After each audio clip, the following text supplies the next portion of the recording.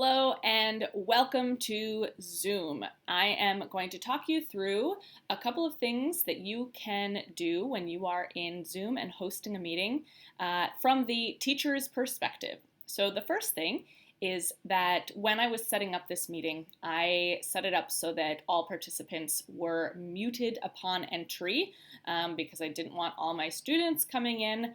But I also want to check because actually mine is also muted. So I want to make sure that I unmute myself. So the first thing you always want to do is come and check in this corner, unmute myself. If at any point throughout the meeting and I want to mute myself, this is where you do it. If I ever want to turn off the video, if something is maybe happening behind me and I want to sort of pause on my students being able to see me, you just click that button. My icon is going to pop up and will be what the students see until I turn this back on. So that's step one. The other thing I want to talk about is your view. So right now I have a main screen right here, and then there are thumbnails across the top. Now I only have one participant in today's class.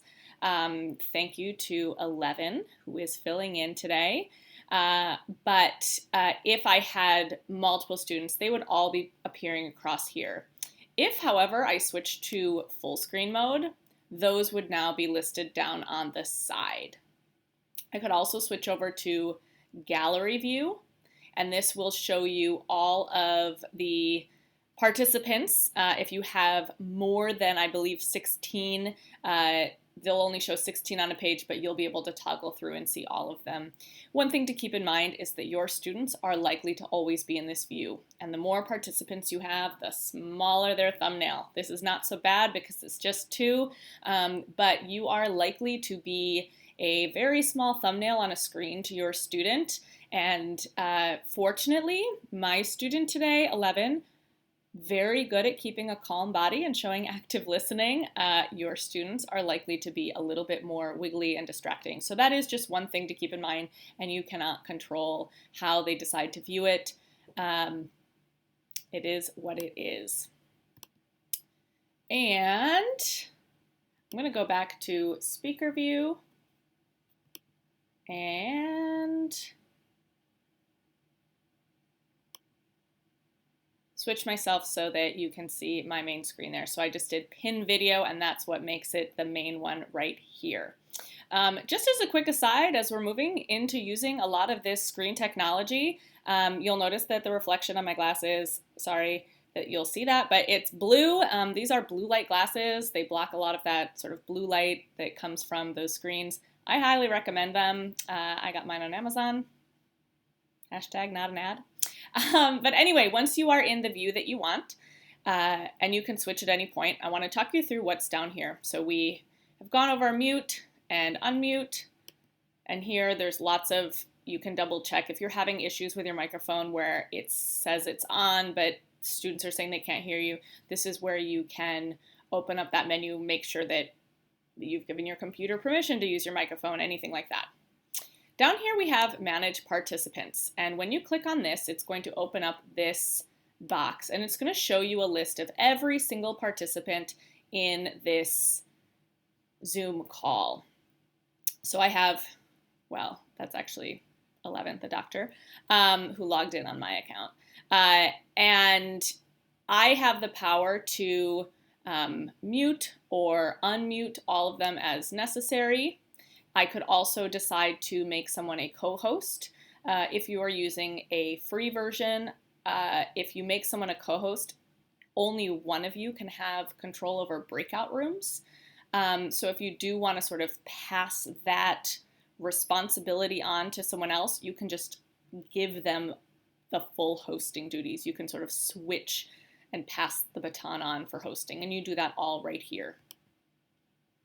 I'm also noticing that my participant does not have any microphone, which means that he's not muted and he's not on. So I'm actually going to just scooch in and see why that is. Because he did not click his button that said join with audio. So if this was the case and I had a student who I'm seeing on here, doesn't have something that they should have, I can send them a message in the chat and it will pop up.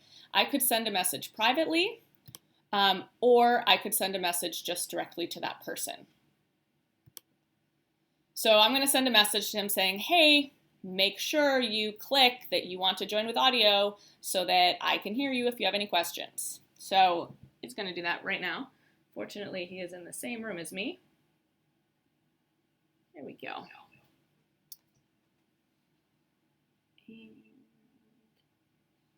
All right, so now 11 is in my meeting. He has his microphone. I have it off because I don't want to hear him yet. I also, if he starts behaving inappropriately or being super distracting, I can actually turn off his video. I can stop his video, and now it's just going to say his name there. The only thing with this is that you are the one who has the power to turn it back on, but it does prompt something on his screen telling him to join again. So he's going to start my video. Now he's back. So this is something that you can do with a student. This is sort of digital behavior management there. Hey, if you're going to continue to be distracting, I am going to turn off your video. And you can message with them privately if you want to have a conversation about that in terms of deciding when you are not going to turn that back on. Other things that happen in here, so students also have this exact same screen. Within that screen, they don't have the power to control anything, but they do have the power to answer yes or no if you have a question. They can send you a message saying like, hey, you're going too fast, go slower, please. And all this does is it shows up this icon on this list. If you don't have this open because you are teaching and doing other things and don't want this screen there, it will also appear in the top corner of their thumbnail. They also have an additional button right here that is a small little blue hand, and they can press that, and that's how they raise their hand. Now, one of the nice things is they can only press it once. If they click it 100 times, it still only puts that hand up once. So that will also appear right here next to their name. I'm going to show you what that looks like. So he has a question. He's going to raise his hand. So now the little blue hand has appeared here. It's up here. Now, if I wanted to acknowledge that he has a question, I could unmute him because his computer is right next to mine. I'm not going to do that, but I would unmute and say, hey, 11, I see that you have a question. What is that? And then he would ask his question. And then when he's finished, I'm going to lower hand. And I can do that here, or I don't ever have to open up this screen. If I have this closed and was in this mode right here, I could unmute him and say, hey, what's your question? Then when he's done, I'm going to mute him again. And then I lower his hand. And by lowering the hand, that means he's now able to ask another question. So as long as that blue hand is there, he cannot keep clicking it. I mean, he can, it's just not going to do anything.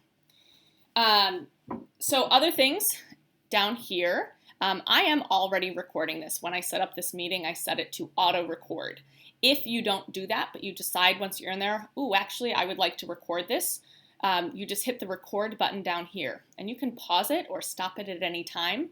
So if you wanted to just record maybe a lesson part of your Zoom call, and you don't want to do all of that, the logging in and checking in with your students, maybe you're going to do like a quick check-in, and then you're going to do a lesson, and then they're going to do maybe breakout rooms, and you just want to record that lesson part for students who might not be able to make it in.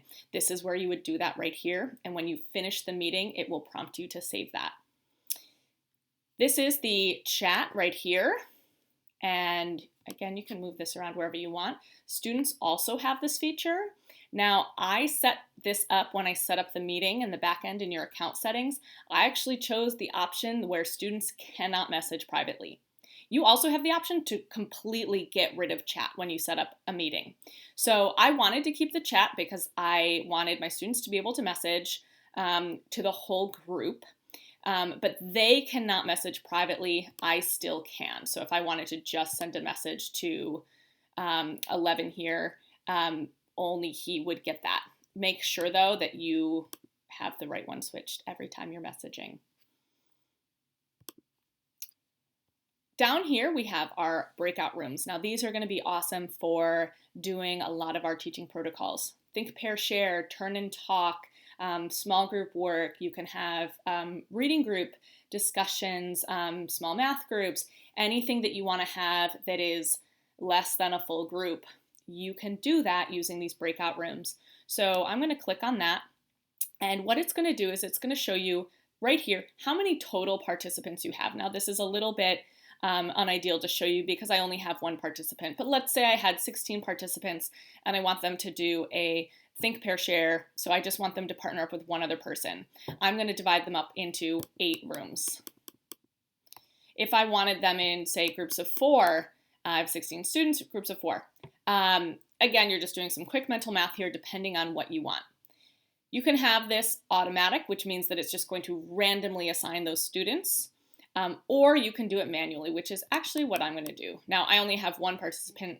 Actually, I'm going to have 2 rooms, and I'm going to do this manually. So now I'm going to create my breakout room. Now, nothing has happened yet. On the student side, you'll see that 11 is still there. He's just participating in this meeting. So I can rename these breakout rooms. That doesn't really impact the student, but for me, like if I want to be able to keep track of, let's say I was assigning a different task to different students, I could call, breakout room number 1 by their reading groups. So where the mountain meets the moon versus what other book group you have. So you can rename that there. If I want to get rid of a room, you can. And underneath these, it'll show what students are in a room. So if you had done automatically, this would automatically be showing who's assigned to those rooms.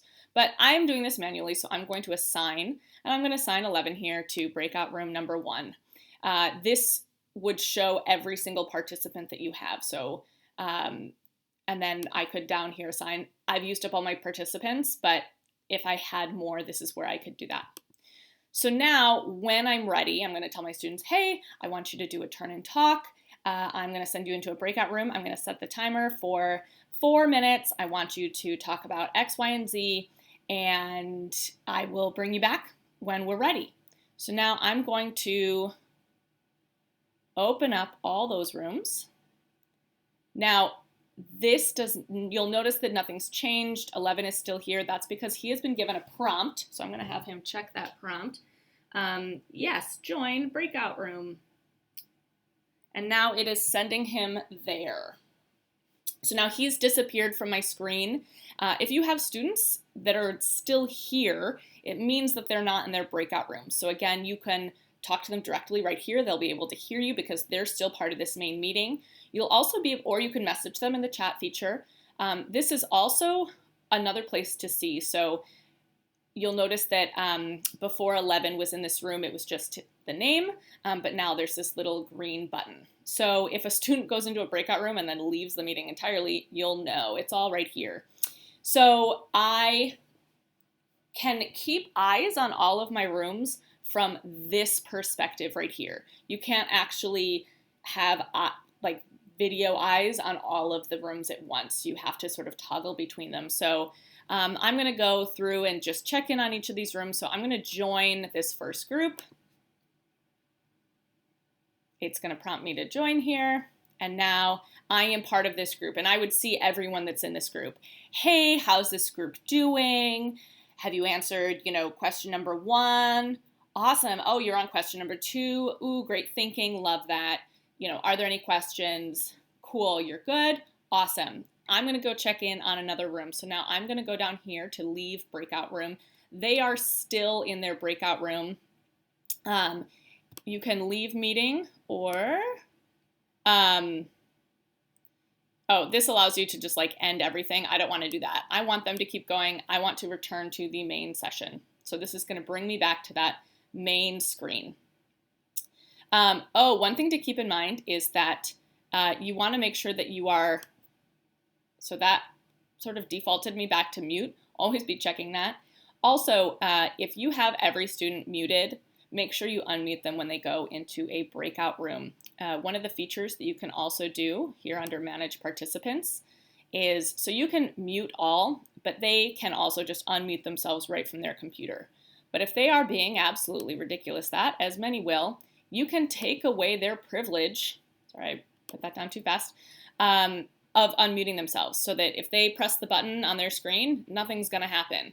It might even take away that button altogether, I don't know. But allow participants to unmute themselves. You can take away that privilege. The thing to keep in mind, though, is that you have to be extra cognizant of, are you unmuting them when you want them to be able to talk? So I'm going to give them back that privilege and close out this screen because I just don't want that there. I'm going to go back to my full screen. Now I'm going to go back to my breakout rooms because those are still going. I can send a message to all the rooms right here. Hey, wrap it up. We're going to be ending in 1 minute, whatever it is. And then I can send that to all of them. And then I'm going to close the breakout room. So this is going to give a 60-second warning. And then everyone is going to come back in. So my friend 11 here has the option to come right back immediately. He's been given a prompt. If he hadn't done that, it would automatically kick him back after those 60 seconds. So that's what that does. So I'm going to close that. We're all done with our think, pair, share. Now I want to talk about sharing a screen. And actually, I want to go back to having me as this main video. The doctor is quite handsome, but I would like to share out my screen. I've actually put together a Zoom tutorial on Google Slides, so I want to be able to show my students that. So I'm going to go to share here, and this is going to pop up sort of everything that I have open on my screen behind this. So I can show my entire desktop. Now, the thing to keep in mind with that is that it's going to show everything. It's going to show every folder, every little sticky note that you have on your whiteboard, or on your desktop, not your whiteboard. So just keep that in mind, that they see exactly what you see. So that is always an option. But I'm actually showing them something in Chrome. And what this does is, if I share Google Chrome with them, on my computer, I still see my background here, my nice little picture of Big Bend National Park. My students aren't seeing that. They are actually only seeing, and you can see this little green border around my Chrome, they are only seeing what's inside that box. And I'm going to move that there a little bit. So they don't see any of this stuff in the background. They can't see my folder over here that says everything.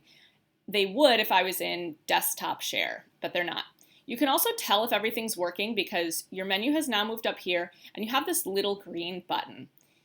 Sometimes if you have, say, you've chosen something that you have minimized down here, this will be orange or yellow saying, hey, we can't share that because you don't have it up. What populates under that share in this screen is what you actually have up. So I have a whole bunch of Chrome pages minimized. It's not going to show those up here unless I maximize those. So let's see, I'm going to go back to sharing this. I can stop it from right here at any time, but this sort of shows me that yes, theoretically my students should be seeing exactly what's up here. So I'm going to go through and I'm going to give this presentation.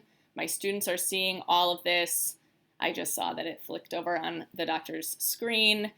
So I can go over all of this and they are seeing exactly that. When I'm done sharing my screen, and you can also give students the option to be able to share.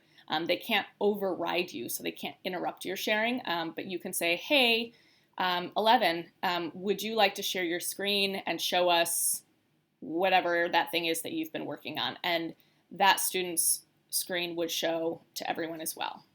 Now I'm finished sharing, so I'm going to go to stop share, and now it takes me back to here. I'm going to go back to full screen mode, and now I have that there. Couple of other options. So you can, one participant can share at a time. You could also have multiple students sharing simultaneously. I don't think that that's something that we would want to be doing with students at this point, but that's where you would control that. When you are all finished with the meeting, you're going to head down here to end meeting. It's going to give you the option to leave the meeting. Be careful. If you leave the meeting, you have just left, but the meeting is still happening, which means all your students are still looking at each other and conversing and doing other things. So make sure that you want to end the meeting for all. So I'm going to end this meeting, and I have been recording this whole time, so now it's going to prompt up this. It's going to sort of convert my file and then give me an option for where I want to save it. If you have any Zoom questions, please feel free to reach out and let me know. Thank you so much.